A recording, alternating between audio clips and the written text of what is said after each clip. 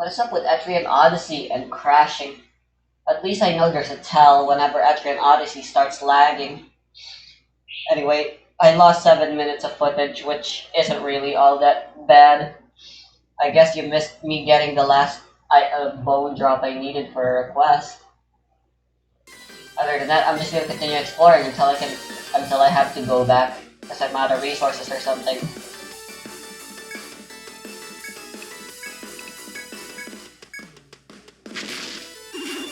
Oh shit, I meant to heal. Alright, no, it's good, it's good. V3's good. She's swinging.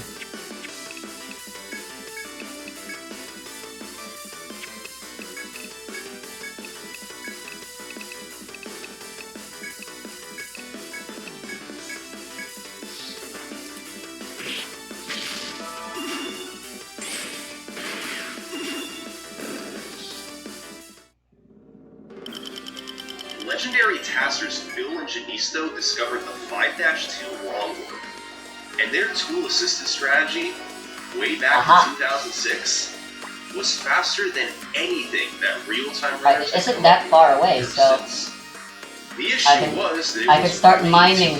I could start gathering for all the materials here now. Holy shit! Okay, this entire episode's gonna be grinding from here on out. Now, nearly 15 years later, I can probably get obsidian here. Enough to try it. This is the 5-2 task strategy.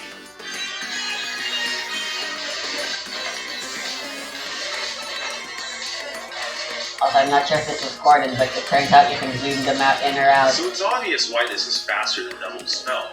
You barely even have to slow down. But it's like the wall is liquid. How do you just run inside of it? Well, if Mario is running at full speed, he could potentially land 3 pixels inside the wall before he's ejected out. But just like Devil's Spell, if you press left when you enter and repeatedly jump, Mario will continue to get sucked in. Once you're fully in the wall, you start running to scroll the screen and can then go down the pipe.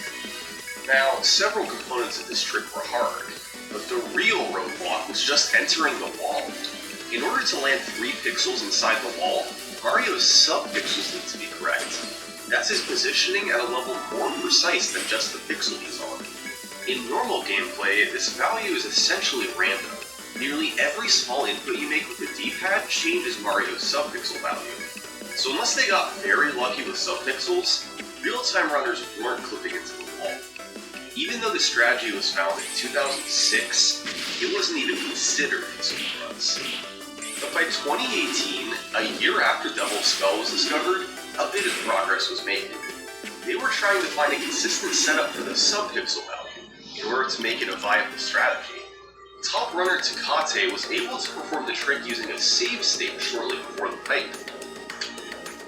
Yes! Yes! Yes! Yes! And someone else managed to get it full level using a turbo controller. 420 Blazin', the same guy who discovered the 4-2 wall clip setup in Mario 1. Over the next couple years, more players got the task strategy using a frame-perfect setup, but it was still considered far too risky to go for in runs. Needing a frame-perfect setup, combined with the difficult inputs at the pipe, meant it was an extremely inconsistent trick. They needed a better sub-pixel setup.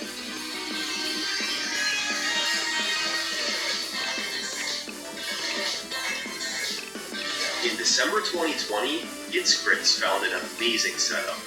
By running off a ledge with down and right, and doing a full jump on any of the 2nd through 5th frames after you land, your sub-pixels will always be set up to flip.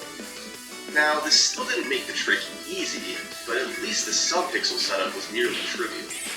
The question did remain, could anybody actually hit this in a run? Well, leave it to Niftsky, the current world record holder in the Lost Levels. Oh my gosh, dude! We've seen so many different setups, so many ways to clip into the pipe. In reality, they were all just substitutes for the task strategy. And now, after 14 years, it had finally been done. This is the fastest way to clip into the pipe, and level 5-2 is now fully optimized.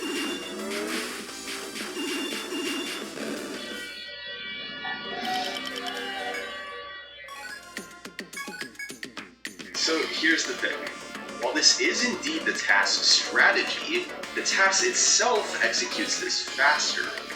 See, when Vitsky, Hitzgritz, and the rest did the pipe flip, they ended with a 367 on the timer. The task gets a 368. There's actually one more frame rule to save in 5-2, and it just so happens to be the hardest frame rule to save in the entire game. These are the inputs needed to save the extra frame. All of the following must be perfect, with just one frame of wiggle room. You begin with an underground fast acceleration just after you land. By pressing right, left, A, and right on subsequent frames, Mario will do a backwards jump and get up to full speed 1 frame faster. Later, you must manipulate Mario's sub-pixel they're weak to confusion. Once you get to the pipe, you have to do a frame-perfect jump with frame-perfect height and match A at precisely 15 presses per second to get that's surprisingly fast. Exactly 3 frames after the last jump, you do a frame-perfect down plus right press, which gives Mario a tiny amount of speed. When combined with the earlier down plus right, it's enough speed to let the screen scroll early, and you can quickly go down the pipe. Finally, in the warp zone itself, you start with another frame-perfect fast acceleration, and later perform good warp zone movements. If you do all that within 1 frame of perfect, you can save the task 5-2 frame rule. Cosmic saw the time save initially, but King of Johnny Boy is the one that found this setup. June 2021. For the next 6 months after this was posted, nobody even bothered trying. Mario runners are incredible, but this was just a little too much to ask. The amount of frame-perfect inputs required in a small span... our ending bar is actually full. Maybe I should just By go. early 2022, the frame rule did start to pique the interest of somebody.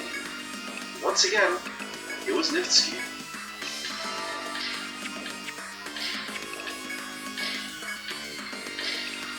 Niftsky is the best Super Mario player on the planet.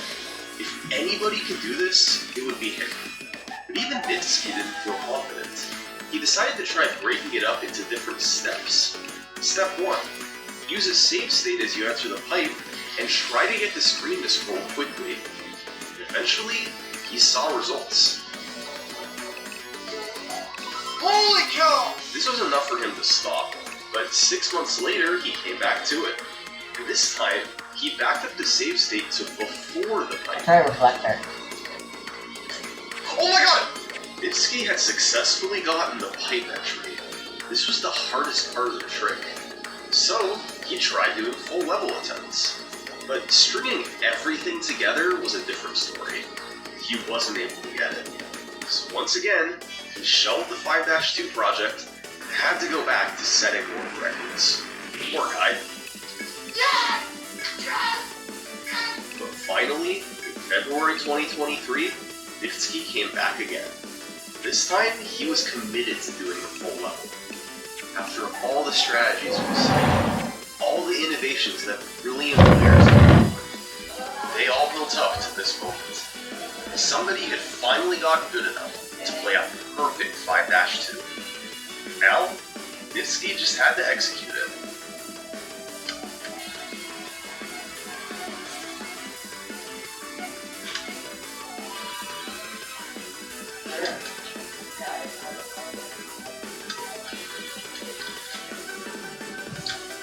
Oh my god!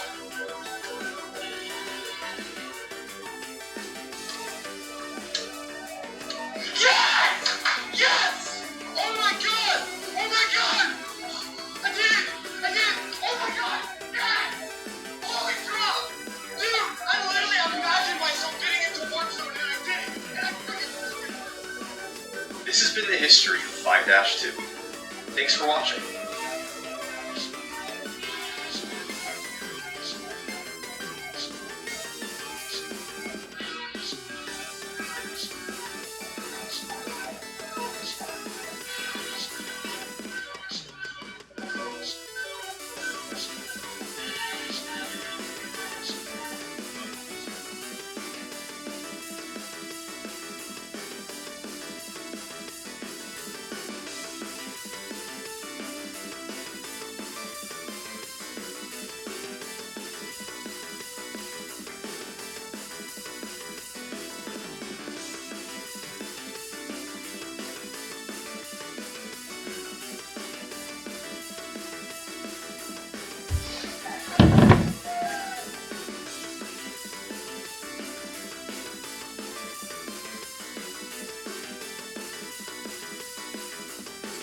an MRI, with special emphasis on my all-important hippocampus.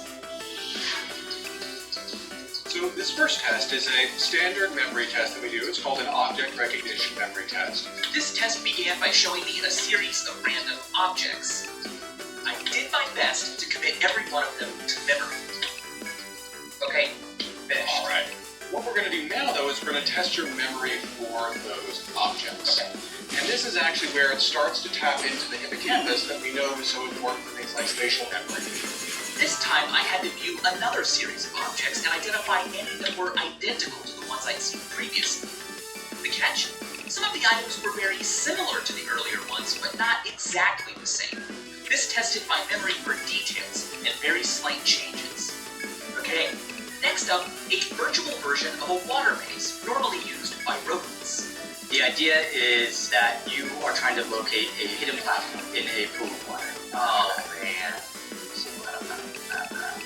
This task really put my spatial memory to the test. I had to find the same invisible underwater platform over and over again, using only the shapes of the mountains as my guide, but at least I didn't have to get wet. Hey, that was more difficult than I expected. These are the sorts of tasks that we've been able to do because we can put them on a computer. And we're going to revisit them after you've done the video games. But we also have a really great opportunity here now to be able to try to take it out of just doing it on the computer and actually get it into the real world. Have you guys done this before? No, we don't get to do this kind of thing. Well, welcome to the mind field. Awesome.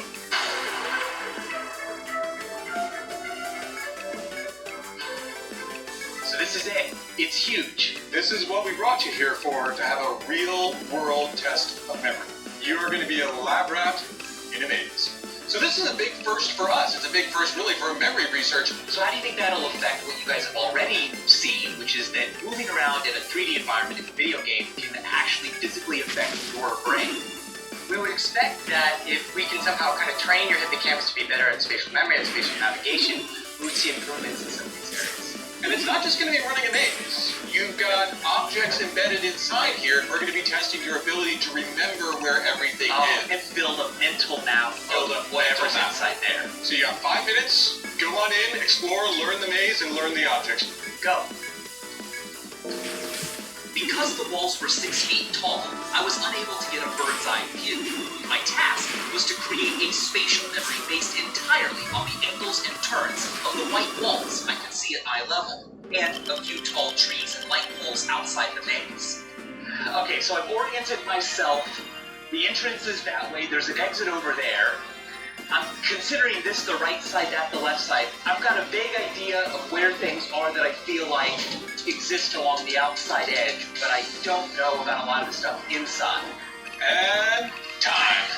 All right, so now you've had a chance to explore the maze, find out where the objects are.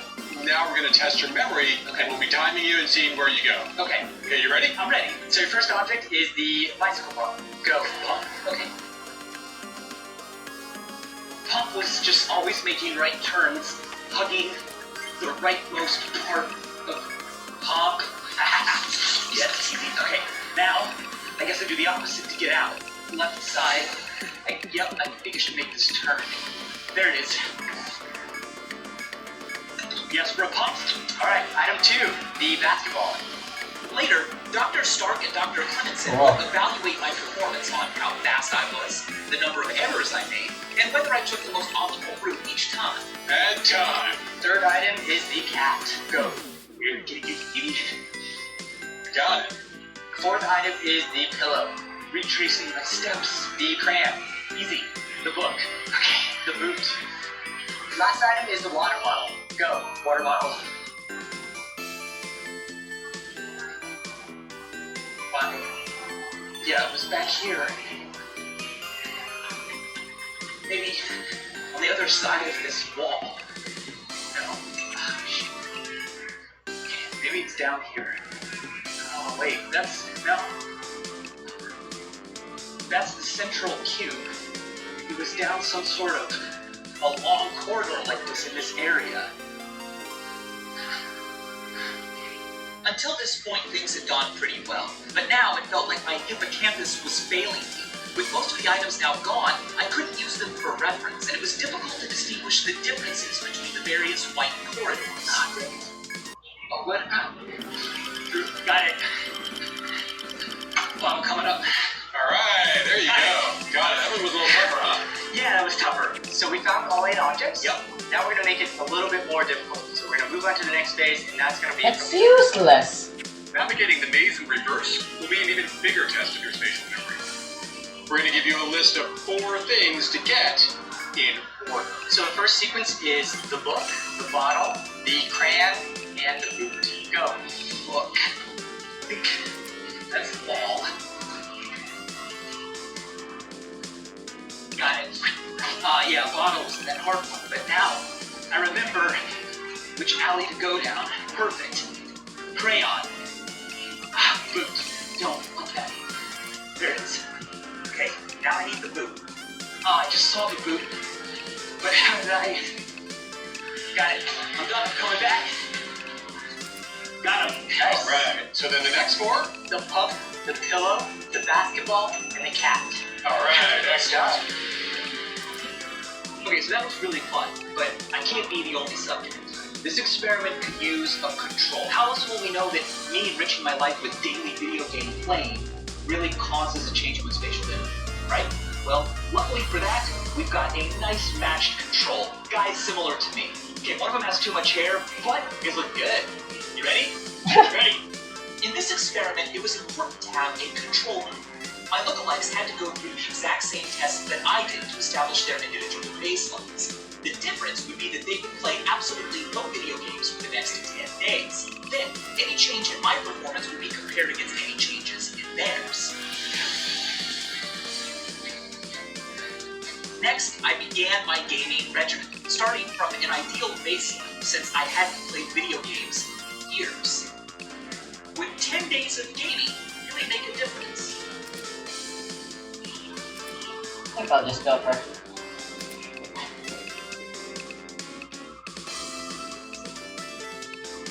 Technology Ooh. isn't just affecting the way we remember things. It's also playing with the empathy and social circuits of our brains. In fact, in many cases, we are more comfortable relating to machines than we are to people. Just think about how much we care about our phones.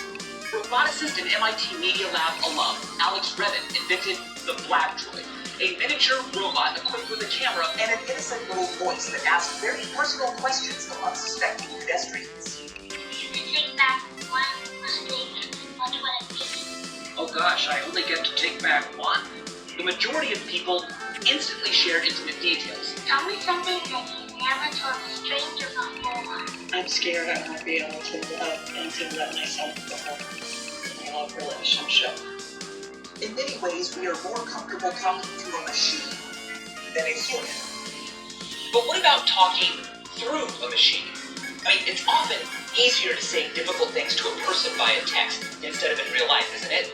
Well, what if the Oh person boy. on the other end wasn't a friend We're or in for a significant treat. other, but was a therapist? A mental health care startup called Talkspace allows adult users who pay a weekly fee to text therapists for advice. At Talkspace, we believe that therapy should be anonymous, stigma-free, simple, affordable, and comfortable. Texting can give users the distance they need to be open and honest, and messages can be sent when the user wants, not during an appointment or business hours only.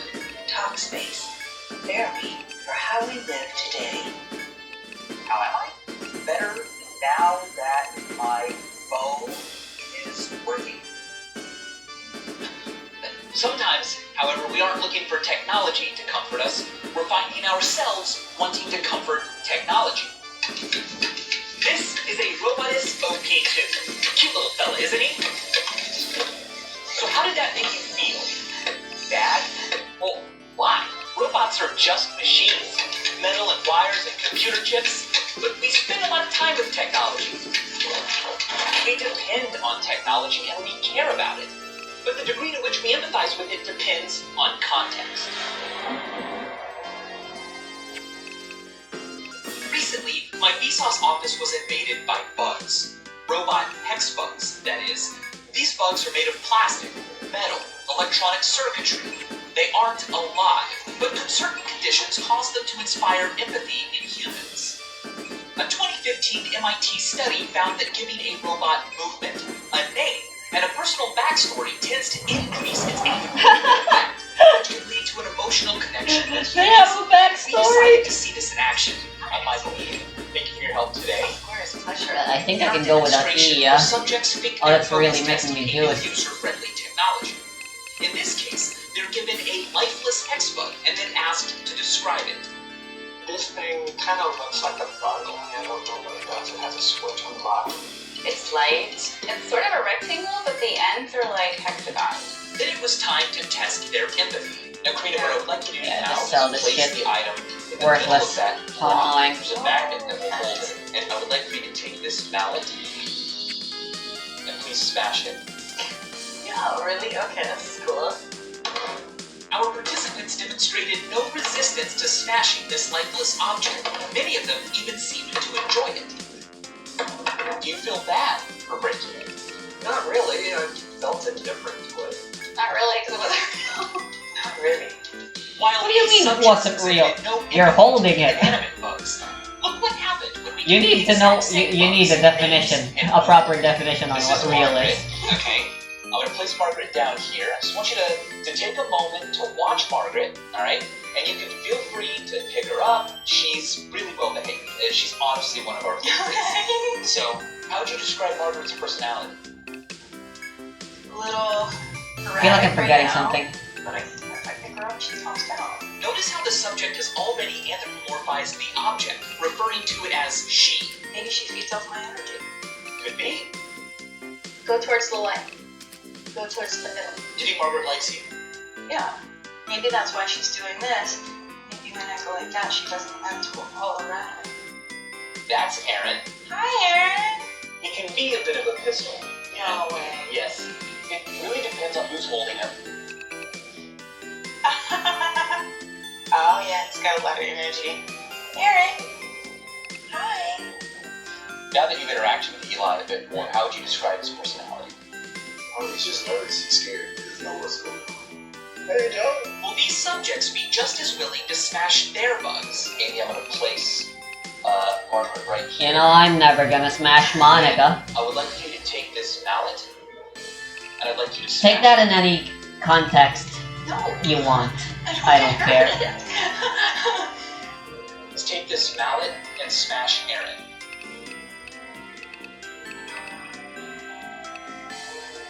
I'm gonna ask you to take this mallet, and I'd like for you to smash it. Smash him. Hey, Hey, Chris, you want me to kill Joe? please smash Joe. Ah! Joe, I'm sorry. Oh, Joe.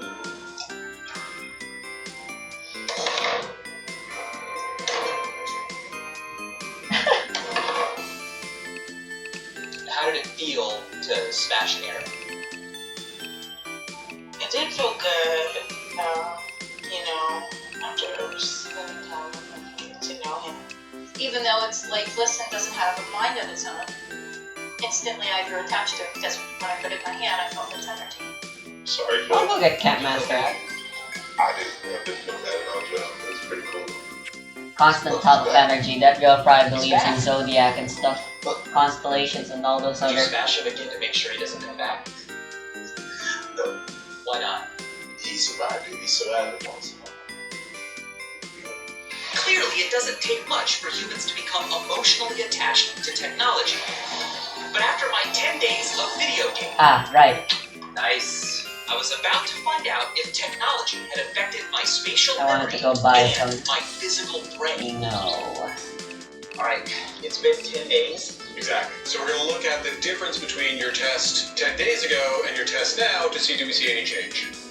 First, I had to retake the object recognition memory test and the Morris water-based task, both of which had been revised with different content than they had the last time.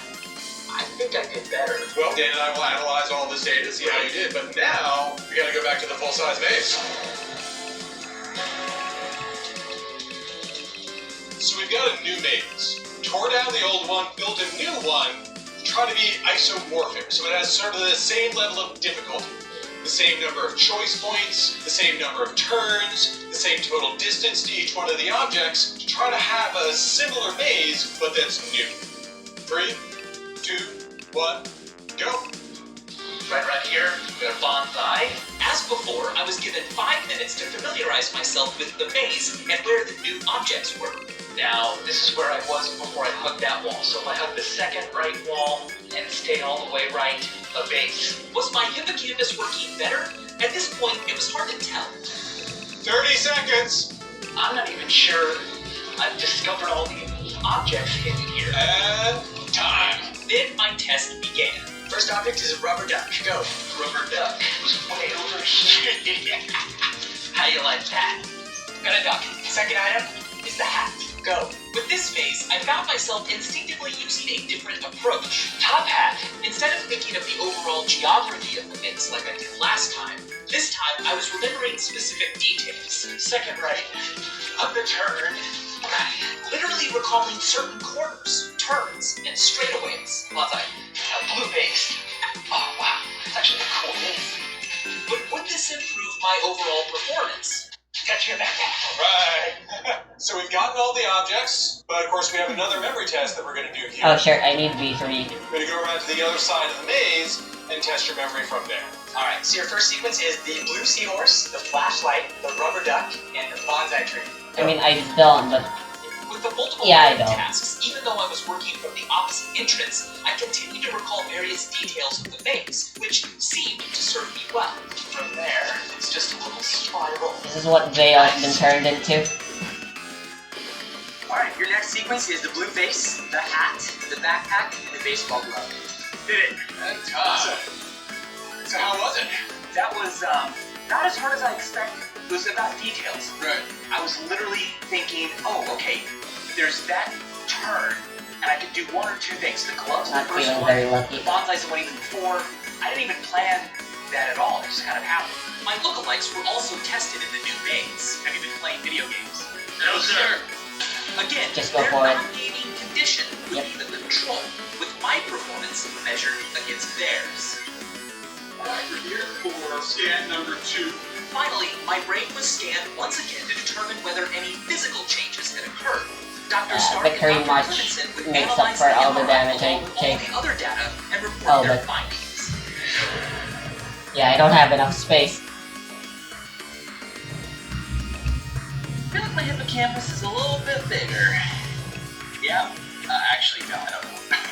I'm anxious to see what your results are. I guess let's start off first with the object recognition task. And it's important to note that in our control tests without video gaming, people do not improve on this task, but your memory got better. You went up by 10 points. 10 points is actually 20 years worth of what happens to us as we age.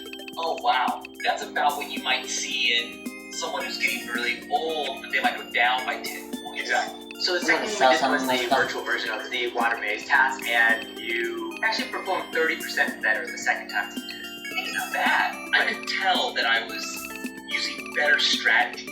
Yeah. We also had the real maze. Yeah, as you know, we made 2 mazes. Despite our efforts to try to equate them, the second maze was a little bit more difficult than the first maze. If we took a look at things like how quickly you got the objects, how many errors you made, and we looked at the control subject performance of pre versus post. So on all of them, they actually got a little bit slower in maze 2, and all but one of them made more errors. We took a look at your performance. You didn't get slower from maze 1 to 2, you actually got faster. Really? And you made the same exact number of errors. So they don't improve, and you did. And even though this experiment had a small number of subjects, the results are really consistent with our virtual maze study with 70 test subjects. Thank you, video games. What about inside my brain? Inside your brain, it's a little tougher to really tell. We would expect that any effect of this is going to be small. I mean, we couldn't take your hippocampus and make it twice as big, because then it would have to be pushing something else out, so it's just not going to be a large change. So where we did find a difference is actually in the shape of the hippocampus. What we saw is there were some regions in the hippocampus on both sides that appeared to have changed shape from day 1 before gaming to day 10 after gaming. What's really surprising to me is that As an adult, my brain is still changing. That makes me want to take better care of my brain. Yes. Exercise it Whoa. more, because it is a thing that can change, so I'm not just stuck with what I have now, today. I mean, in all of this, I think that the big takeaway is that doing things, giving your brain something to learn, something to do, something to figure out, this is what we think is actually keeping your brain sharp. Want me to do this? Keep watching my Exactly. Oh, unlucky. As our relationship with technology becomes ever stronger, people are bound to worry about what it will do to our brains. Will offloading memory and computing to our machines make us dumber? Will our empathy for machines have negative consequences for how we interact with each other? Well, let's look back to another time. A new kind of technology threatened to fundamentally change our brains. 2,500 years ago, the Greek philosopher Socrates worried that the wide use of writing would have a negative impact on people's minds. He said that writing would, to quote his student Plato, create forgetfulness because people will not use their memories. They will trust the external, written characters and not remember themselves. Socrates was right. Written language did fundamentally change our brains. But it's also one of the cornerstones of everything modern civilization has accomplished. One of the defining characteristics of being human is that this is not the boundary of my body, and this is not the boundary of my mind. And as always, thanks for watching.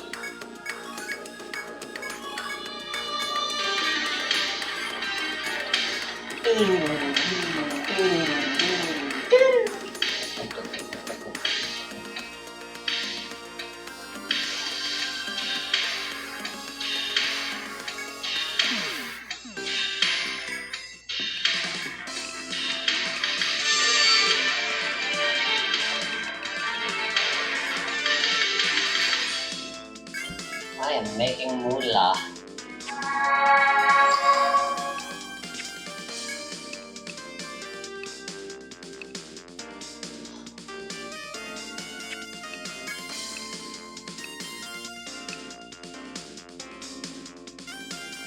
Statue finger, what? Ooh.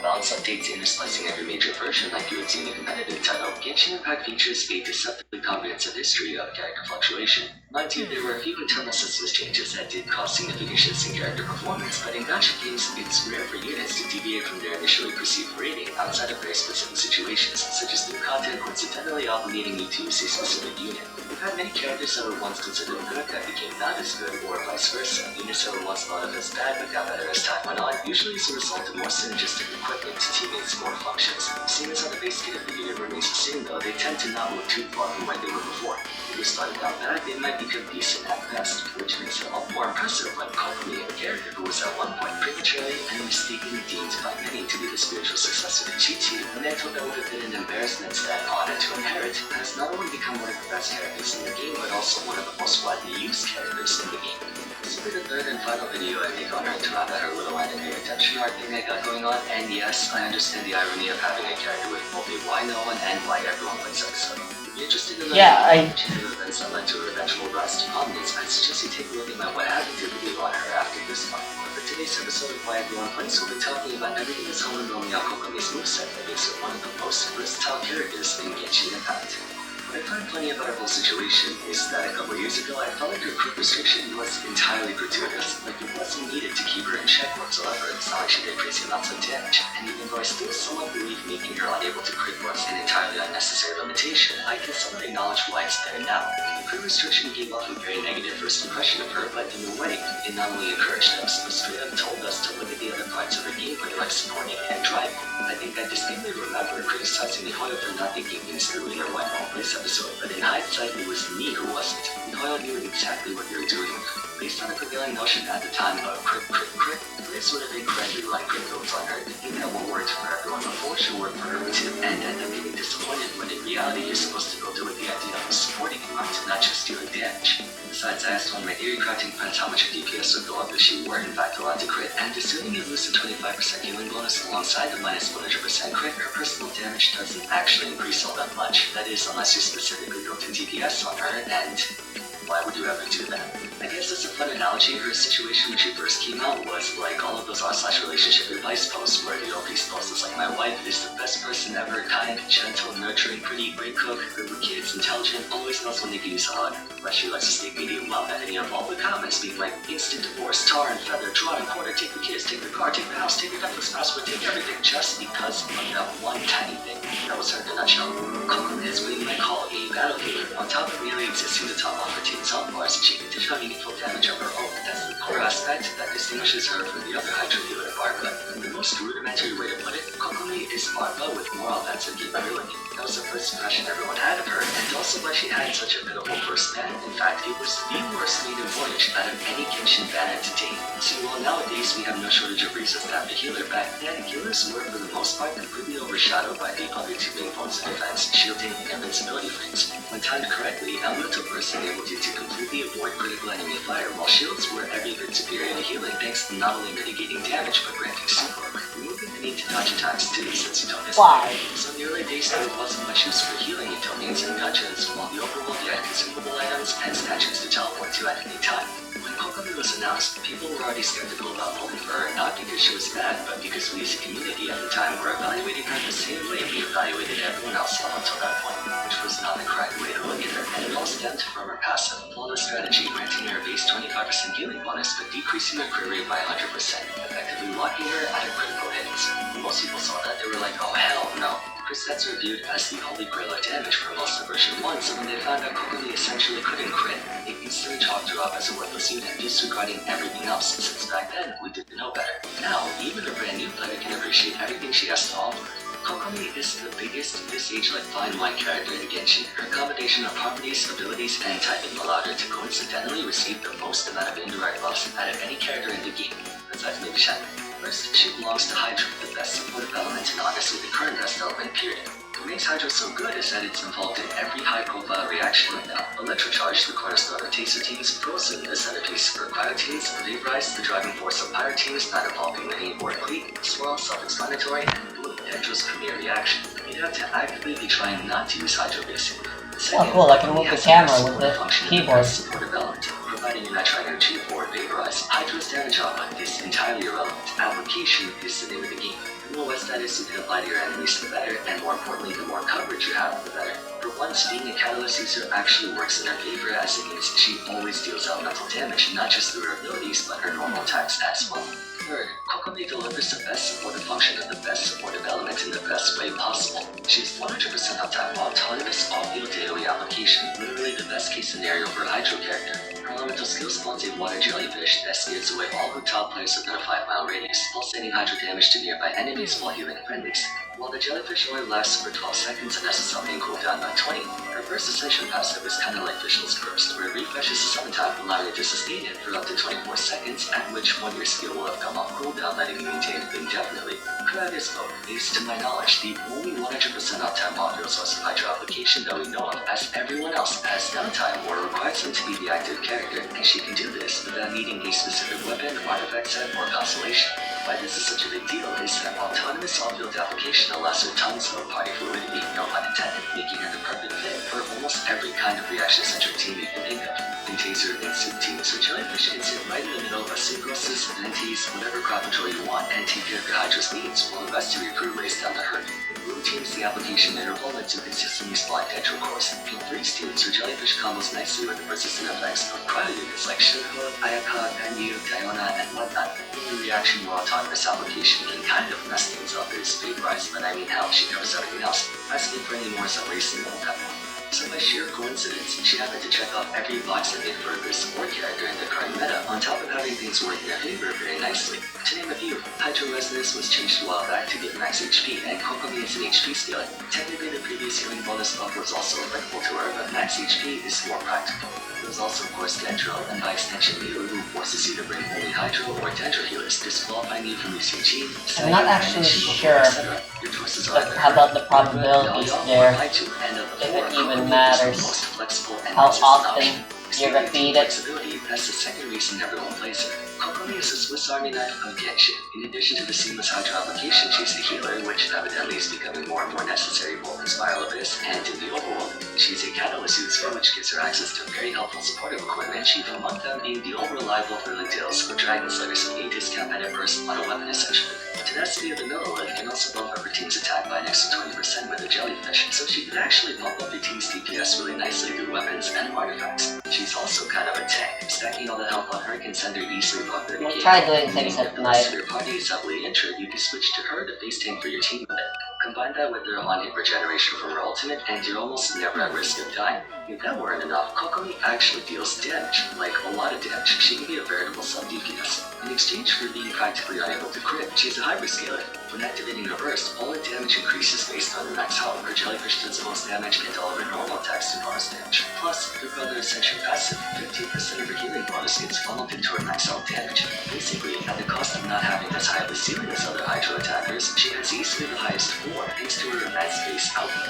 It's also important to note that all of this is based on her own individual strength, not counting external buffs, so she can contribute big DPS when given the opportunity. Obviously, for most teams, you're not sitting on her as active unit for too long, only to regen your party or when there's no one else to field at the moment. But for her quote-unquote support, she does pretty good damage, and that's actually what I think makes her more favorable than just about every other healer in the game who isn't Bennett. Thanks to her damage floor being so high, Kokomi is debatably the only defensive support again besides Bennett and maybe Shinobu and Hyperbro who doesn't slash your damage output by including her. Defensive options naturally force you to lose out on some offensive capability for that insurance policy. Now, depending on how you look at it, more defense means more overall offense since you don't have to worry too much about dodging and stuff. But in general, when you feel someone like Chun-Li, you have to accept the DPS cut in favor of more comfort. For Kokomi, you don't really have to do that. Granted, you're not getting anywhere near the same damage boost as Yelan, but point being, many teams were previously hamstrung by lack of sustenance or protection, yet at the same time couldn't afford to swap out a character software. I guess I'll go do the mining first. Other teams. Ayaka's best team, for example, was Shinho, Kazuha, and Dehydrian. If you and Shincho, you'd achieve freeze quite easily, but won't have the luxury of base tanking that many hits. The original Taser team of Sucrose, Shincho, Beidou, and Visual had the same issue. Not much room for error. Same with Milu. Before Yao and Baichu came out, your only choices were either Barba or Kokomi. Barba does legit 0 damage on her own. In fairness, your DPS is focused on Milu's full course, not your healer, but on top of having more generous application, Kokomi does actual damage. She gets every defensive and supportive role into one character that in a meta where party slot efficiency is becoming increasingly more paramount, she covers so many bases for so many teams in so many situations. One other thing about her that makes her so team agnostic is that she doesn't need anyone. Everything she offers is entirely packaged into just her. For instance, Shenling's immense off-field DPS is only under the condition that you have Bennett glued to her. If you don't use them together, you're basically grieving. Kokomi doesn't need anyone, which means she can squeeze into any team she wants and function on the same, making her debatably one of the best characters in the Spiral Abyss, as you can send all of your other supports like Bennett, Chun-Li, Shincho, whoever into your other team, and Kokomi can do the healing, tanking, buffing, and Hydro application for her current team. The reason would have to be her ease of access, and she's very easy to build. Her best weapon is literally a 3-star catalyst. You probably have millions of Thrilling Tales going through dust. She requires no constellation, all of her constellations are basically personal damage increases, but that's not her main focus. Being unable to crit, you can pretty much get close to max on her without too much effort. Max HP and energy recharge. Maybe Elemental Mastery if you want to mult, but realistically, optimizing artifacts or getting close to optimal is far easier on her than the majority of the cast. Normally in gacha games having a low ceiling is bad for a character, but that actually works in Kokomi's favor as it means you don't need much to get the most out of her. In In a way, she's the Chun-Li of the current generation. She exists to make your life comfy. You might lose out on a tiny bit of damage, but with all the upsides to her, it's more than worth the trade-off. Plus, she's more adaptable. Chun-Li doesn't have any reaction support due to Geo, while she belongs to the best reaction element in the game. There aren't that many supportive polearms, but there are sure as hell many supportive catalysts. If we're talking purely defense, shields are still for the most part better, but having sustenance ensures you can recover any damage that manages to break those shields. The only disadvantage with her is that her jellyfish can't move, but you can always just use her ultimate and regenerate off normal attacks. She's just a good jack-of-all-trades character. Good damage, good utility, good healing, good defense, good application, good everything. Other Hydra units had other anyone might need her out in one specific field, but she needs them out everywhere else. Seems to has more Hydra application than her, she has more area coverage. Yelan has more field damage, but Kokomi has more healing. Bennett has way more offensive utility than her, but she has reaction support. I actually believe Kokomi is a very character who shifted her understanding of Kenshin's units. The fact that so many people, admittedly myself as well, discarded her at the beginning just because we saw that crit passive, but then came to realize over time how valuable everything else about her is, might be the reason we can better ascertain the value of other units too. For example, initial assumptions of Milu were divisive when everyone saw that she could only use Hydro and Dendro characters, but we were able to look past that and evaluate the trade-off, only to find out Milu Group is one of the strongest teams in the game. That mentality shift may have been influenced by Kokomi. Things went perfectly for her. Not only did her own traits age very well over time, but surrounding circumstances also helped her out a ton. To be honest, I might consider her the most future-proof character in the game. There's physically no way she could be Powercraft if you think about it. If there's a Hydra unit with more damage, they probably don't heal. And even if they can heal, they probably don't have consistent healing. And even if they have consistent healing, they probably don't have area coverage. And if they have area coverage, they probably don't have as good application. I think that's why she manages to stand out in spite of Shinto and Yelan. She's too versatile to be ignored. The only way she gets phased out is if there's a 6-star Kokomi in the future. That's it. Easily one of the best characters in the game, and it's embarrassing many of us assumed she would be one of the worst when she first came out. I think that about covers everything I want to talk about, and thus ends the Kokomi trilogy. Let me know your thoughts on her in the comments down below, whether you agree or disagree with my points. For now though, if you enjoyed the video, it would be great if you left a like and subscribe. Don't forget to follow me on Twitter @FarsWhere, join my Discord server, and check out my other Why Everyone Plays videos if you haven't yet. Until next time, thanks so much for watching, and I look forward to seeing you again soon. Take care.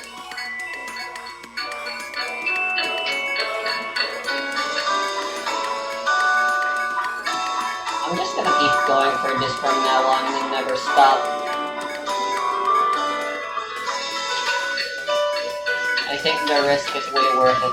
I can just run away very easily anyway. With my high luck and or agility. Whatever is being used to determine.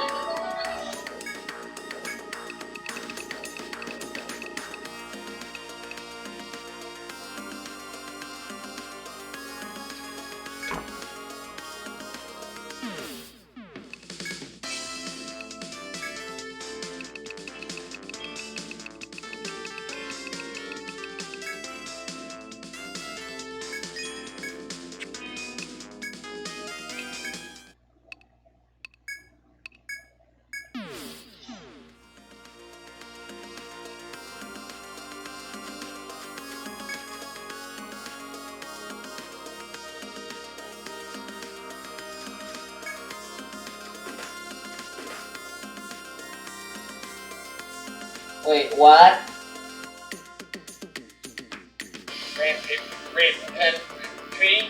Hello, my friends. I'm here to A new F-Zero game? F-Zero 99.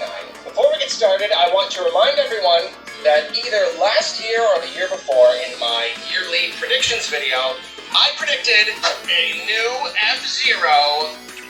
Kinda. It's strictly online, and obviously it's all about racing other folks. It's basically a light version of F-Zero, and it will release immediately after its announcement. I kinda got that right. This is kinda bad. I didn't go for the Battle Royale angle, but I don't know. I'm still proud of myself. So I actually didn't anticipate that I was gonna play this game. I'm so bad at F-Zero. I've picked it up a couple times, like the original, like on NSO, and I've tried. I'm just so bad at it. Really ridiculously bad. It's so fast. I slide all over the place, and I bump into sides, and I get scared, and I want to quit. But I ended up picking it up anyway. I actually streamed it last night, because yes, I am streaming at twitch.tv/ArloStuff, just as a reminder. I streamed it, and I had some fun. You know what? I enjoyed it a lot more than I expected that I would. I was afraid it was going to just be too hard. I'm not good at like competitive multiplayer games. I was afraid it would be, just based on the footage, afraid it might be a little bit too hectic. I just thought I'd be like stuck in the back, bumping around all over the place and not have any fun. But I did give it a shot, and I enjoyed myself. So the idea of F-Zero 99 is obviously to win. You know, it's a race. You want to get to the end. You want to place high in first, ideally. But you know, if you die, you die. That's kind of the fun thing about it. I think the base idea of F-Zero, how you've got like your boost meter is also your life. So you kind of like, you want to use that boost to go faster, but you don't want to use so much that you die. I think it's a very clever thing. It's like, it doesn't even seem like there are that many racing games out there where there's just a very real chance of just blowing up and dying and losing. Shouldn't say things like that. I don't play racing games. I could be totally wrong. But I like the core concept, and I also like that, you know, overall it's mainly a race, but there is a bit of that, like, elimination element where if you blow up, like, you don't respawn. The race is just over for you. And it is true, the gameplay is maybe I should go fishing in between rather than... super hectic. I mean, like, the game is already so fast, and the landscape just zipping around left and right, just nauseatingly fast sometimes. But then you add in 99 other cars, like, it's a thing. Visually, it is a bit of a thing. Though I have to say, ran perfectly for me. Somehow, bafflingly, ran just really amazingly. I don't think I had one visible hiccup. It could be one of those things where they have these little tricks to make it seem more smooth than it is. You're not actually looking at exactly what the other racers are doing, but kind of an approximation if you analyze the frame data or whatever. But as far as I'm concerned, from my perspective, ran perfectly well. No slowdown, no anything. It just worked. And it worked despite being so hectic. And it is true that there are times where you're bumping around all over the place. And yeah, sometimes it can be like a little bit annoying, but it's really not too bad. Really, most of the time, it's thrilling.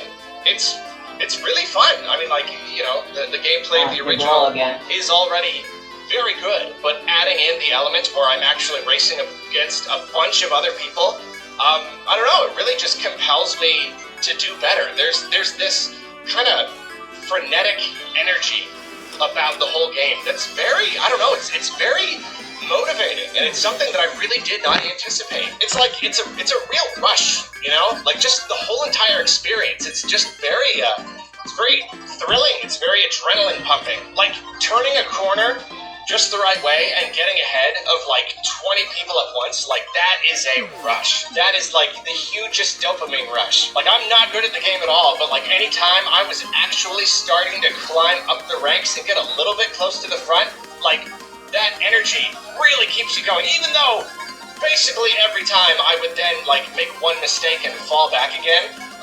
But it feels so good to do that, even just very briefly, even just for a few moments, that like I'm always hungry to keep trying, you know? And if anything, the fact that it's so easy to fall behind, it makes those little bits, those little moments of, I'm not going to say victory, I've never won, but those little moments of getting in a good place, it makes them all the sweeter. I think one really good thing about this game, and I haven't played it for very long, I'm sure other people are going to have a lot more nuanced takes on it, analyses and whatnot, but at least based on the time that I've played, I feel like one reason it's so effective is that there is a big lack of randomness. Nintendo loves randomness, you know, the great equalizer. They want to like make it so that, oh, people of really any skill can probably win in some scenarios.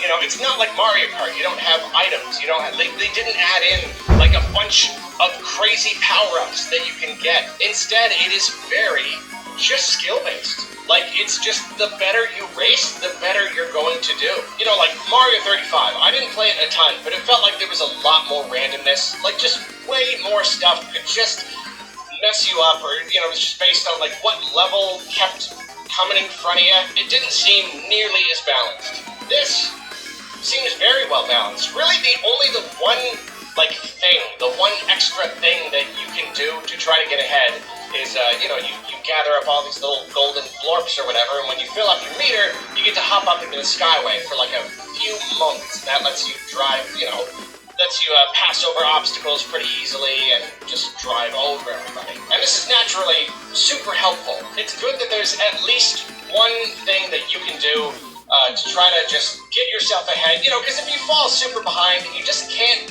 make any progress. It's really nice that there is just that one little thing that you can do. And of course, everybody else can do it too, so it's like completely fair. And like, it's still kind of a randomizing element because, just based on where you use it, you're gonna hop over different obstacles, just where you use it in the track, but then that means that you can also kind of use it strategically, and it lasts different amounts of time based on where in the track and which track you're using. So it's randomness in a sense. It's a variable without being just like random, without just like giving the people in the back a huge unfair advantage to make them rocket to the front, or it's not Mario Kart. I'm not So that's sure how really I feel fun, about and the I'm still radar learning thing. all like the little tricks. You guys I'm still haven't terrible at noticed. sliding. I'm pretty sure I'm what so that bad does at tell it. you I just how like close I you are to rarely an know when to encounter. slide. It just makes And I'm me like, bump around like crazy. But I can okay, imagine that what uses there've been that one or two information times for me? when I've successfully slid around a tight corner, and it does. It's it random does feel very anyway. good. And then you can also like spin. I didn't even know What, this was a thing. can I spin into somehow other cars and, prevent like, the do damage encounter to them from and stuff. happening or And then there are something? even like these gold cars that will spawn, Once and it if gets you to like red, catch up can I and make spin that into go one, you'll get a bunch on your below like red Skyway charge somehow? meter, which is always really, really satisfying. And I don't know, just put it all together, it's very fun. All it really does is I'm emphasize very just how surprised often by random how encounters happen in this not game. frustrated I got. That is the biggest testament to this game's quality right there. Because I get frustrated easily with online multiplayer games. I'm not good enough. I'm just not. And yet, I don't know, the mechanics are solid, it feels fair. Again, there isn't the randomness that just kills your momentum. Oh, whoops, that guy got that, so now I just lose, I guess. Like, no. It's all just solid. I didn't really get frustrated. I didn't even blow up. I thought I was going to be blowing up left and right. I thought I would end every race blowing up. But I didn't. I still haven't blown up. I'm really surprised. What else have we got? One other great feature is the whole like rival thing. How, because you gain levels and rank, and so it'll just grab some random people that are in the same rank as you, and they'll be in the race as well, and it will be like, okay, these are your rivals, and so you get extra points for coming ahead of them. So every time you finish a race, if you beat your rivals, you get you get extra points. And I mean, it's a very simple thing, but it's yet another one little thing that keeps you motivated. It just feels good to finish a race, and it's like, you beat all three of your rivals. Boom, boom, boom. They're all dead. It's fun. So I didn't get into different modes too much. I didn't play around too much beyond just like the simple races. I did like a mini Grand Prix, but I didn't stay up late enough for like the big main one. I didn't do a lot of like customizing cars or whatever. I don't know what the tickets are for. They're probably for a Grand Prix. I pretty much just did like the basic races, but it was still fun to play, fun to just kind of slowly rank up. The final thing that I would say about the game is I love the visuals. They're just really, I mean, it's classic F-Zero, but it's on an HD display. It's widescreen. Just looks really good, really sharp. Really, really smooth. I love the pixel graphics on all the cars. I think they just look really fantastic. I love how many different angles you can view each car. You get like a separate sprite for each little angle. The effects and stuff. If I go for the farther looks fantastic. It is a joy to behold all the time. Overall, F-Zero 99, that's a good game. That feels really good to me. It is probably not something that I see myself playing a lot moving forward. I think I've probably already kind of had my fun with it. But considering I don't really like online multiplayer games, and I really don't like racing games all that much, to say that I had a good time, and I think that it seems to be a very well-designed game, I don't know, it's got to account for something. I am sorry to anyone who was hoping for a real F-Zero game, and they totally just, it was such a fake out too. They didn't have to be that fake out about it, so I'm very sorry if anyone is upset by this.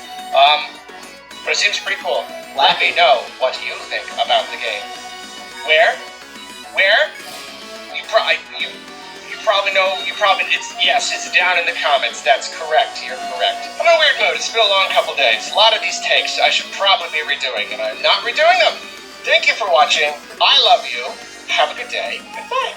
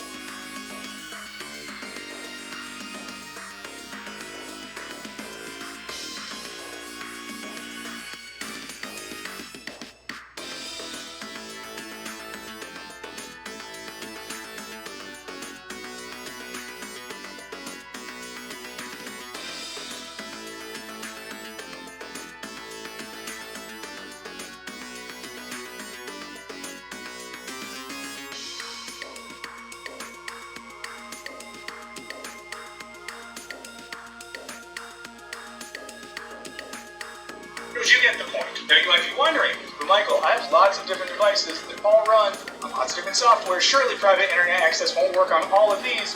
Wrong. It's available on all platforms, including Windows, Mac OS, Linux, Android, iOS, and it's not just all of your devices. With one subscription, you can protect your entire household. And private internet access is truly head and shoulders above other VPNs. They never record your data, and they have a no logs policy. And if you click the link in the description, you can get private internet access today at 83% off the regular price. That's $2.03 a month, plus you get 4 months absolutely free. It's a pretty good deal. So check out the link in the description. Stay safe when you're on the internet. Check out private internet access. And now, let's get back to the show. Now, to understand debate in America, it helps to look at our former unelected overlords. In England, the parliamentary system started developing rules for debate in the 16th and 17th centuries, which back then included an emphasis on politeness and staying on topic. Now, during the Enlightenment era, an emphasis on reason and rationality and the development of middle-class public sphere spread the thirst for a good debate amongst the common folk. My now, goodness. The nature of debate in America, like so many things about us, can actually be traced back to that parliamentary system. According to journalist and author Tom Chapman, our Congress developed as a means of representative debate, wherein congressmen were seen as gladiators with their constituents. Now, from our earliest days, the ability to debate was essential to any sense of agreement about our institutions. While debates on the Congress floor at the time certainly weren't always civil, politicians did dabble in literal canes and duels to the death, their actual rhetorical arguments were focused and substantive. Now, notably in early America, most of the real nasty political rhetoric that might sound familiar today was done by partisan newspapers rather than openly by politicians. From the Revolution through the early 19th century, congressional speeches and debates were the central source of information for Americans, and newspapers graded these speeches on their eloquence and persuasiveness. But by the mid-19th century, debate spread back to the people via the Lyceum, which was a widespread attempt to cultivate informal educational opportunities for white men who couldn't afford college. It quickly evolved into a forum for debate where scholars and public figures would travel the new railroad lines, spreading their political ideas to the masses. Also, join our Patreon so that we can have enough money to stop making YouTube videos and just send me around the country on the rail to give speeches in your hometown. There's a link in the description, check it out. However, according to Chapman, entertainment began to overtake more reasoned debate. By the end of the Civil War, Lyceum speakers were more concerned with amusing and delighting the audience than with edifying potential voters. Political speech as entertainment? Who's ever heard of such a thing? I don't know about you, but I'm having a good time. Still, there was an appetite for rational debate, as evidenced by the famous Lincoln-Douglas debates, which spanned long hours, attracted audiences of 10,000, focused on rigorous argumentation, albeit with some personal attacks and misrepresentations. Overall, though, in the friction surrounding the Civil War, the bombastic rhetoric became the name of the game. As Chapman writes, no longer could a distinction be drawn between the performer on the lecture circuit and the politician on the stump, and congressional debates were seen more as duels than intellectual discourse. Again, doesn't it kind of sound familiar? Well, we can't address every era of debate in American history because it's simply too complex of a web. But suffice to say, American history has been an ongoing, ever-evolving tension between debate as a civil exchange of ideas and debate as often uncivil entertainment. Repeatedly, times of social divisiveness and technological change usually have provided an impetus for debates from race to the bottom. Miera, Today, Alma, or 1960, Vale. when Kennedy beat I'm Nixon, considering became them. the first presidential debate to be televised, turning men arguing into a nationwide spectator sport. These debates were replete with repetitive stump speech riffs composed by the relatively new phenomenon of speech writers. Ironically, Nixon's biggest tactical mistake, according to Chapman, was actually trying to thoughtfully answer some of the questions. Starting in 1966, conservative columnist William F. Buckley rode that wave of America's fascination with televised debate on his show Firing Line, which for 33 years balanced reasoned argumentation between intellectuals with rhetorical fallacies and bombacity, now classic strategies of today's debate rules. Television turned debating into a war of often abrasive and uncivil soundbites. And by the time we were treated to the internet's first real, homegrown president, I'm going to have to scare the public. Debate was basically all about performance. The focus of winning the argument by any means, untruths or insults included, had supplanted entirely proving the merit of your ideas. You know, it's a great cure for being super duper on outside. Being a first world country. Amazing. By the 2000s, programs on 24-hour news channels fully leaned into what Stephen Colbert dubbed truthiness, a predilection for facts that feel true, even if they aren't true. I don't trust books. They're all fact, no heart. And indeed, this has defined debate in the internet age, kneecapping its original role, which was to logically examine and question our views and beliefs. And what television debate fomented picked up even more heat in the podcast space. Most notably, the folks like Joe Rogan debating guests on conspiracy theories and pseudoscience. Meanwhile, streamers debate YouTubers for hours. And none of these modern debaters seem interested in changing anyone's mind or sometimes even talking about the subject they're supposed to be debating. Instead, the goal is to win the debate by dominating their opponent into submission or clout. If the goal of debate has changed from challenging ideas to winning, then trivial tactics like citing facts or opposing logical arguments, well, no longer works. On both sides of the political aisle, debates now use sophistry, i.e. engaging in fallacious arguments with the intention of deceiving others. White House advisor Kellyanne Conway was merely saying the quiet part out loud when she coined the term alternative facts, in which the truth is subjective. and the narrative is all that matters. You're saying it's a falsehood, and they're giving Sean Spicer, our press secretary, gave alternative facts. This isn't new. Modern debaters are using a playbook that's so old, it's written on wax tablets. Now, the ancient sophists believed that man is the measure of all things, meaning that reality is about subjective judgment. The ultimate contrarians, sophists theorized that the truth is irrelevant, and only the quality, or better put, the perceived quality of the argument is what matters. Now, in other words, fake it till you make it, and if you're good enough at arguing to make us believe it's true, then congrats, you win. Now, while ancient philosophers sought to cultivate and embody wisdom, often through a sort of self-interrogation, sophists were more interested in winning arguments for prestige, power, fortune. Politicians, lawyers, and tired parents have embraced this mindset for thousands of years, but today it's become particularly potent for debate bros. In such divisive times, it's easy to feel like persuading people is futile, but persuadable voters still swing elections. However, it's unlikely folks will be persuaded by something like this. For a second, it's also cool. I'm sure you talk about America because you're American and you don't see outside of the world. That's fine. I'm Turkish, actually. I grew up in Turkey. That's not the point. That's not the point I'm making. So, despite their namesake, why are debate pros so bad at debate? Well, let's try to explain it. While we're here, might as well. So, rule number one, being a debate pro, is that, get ready for it, it's not actually about debating, bro. Now, the arena of debate isn't a forum. It's a stage, and arguments are won by performance rather than substance. Writer and scholar Moira Weigel explained that while she considers substantive disagreement important, social media is a terrible medium to reach productive resolution of disagreements. However, there's no better medium than social media for boosting your brand by dunking on your opponents and shooting out snappy sound bites. Are there no godless artists and poets? There are artists and poets who think they're godless. Now, Ben Shapiro admits to as much, almost verbatim.